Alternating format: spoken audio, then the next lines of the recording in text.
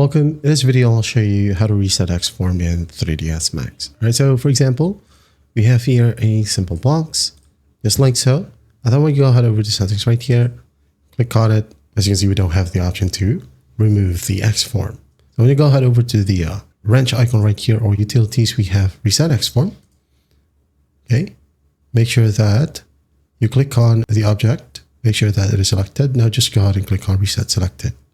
Okay. Another option, let's go ahead and click the object. Now go to modifier right here.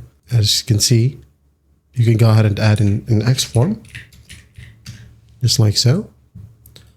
Right click on it, collapse, yes, and you're good to go. When you go ahead and go back, as you can see, it is still active. Now, there are some instances where you have, okay, two objects that are what? Grouped. Okay.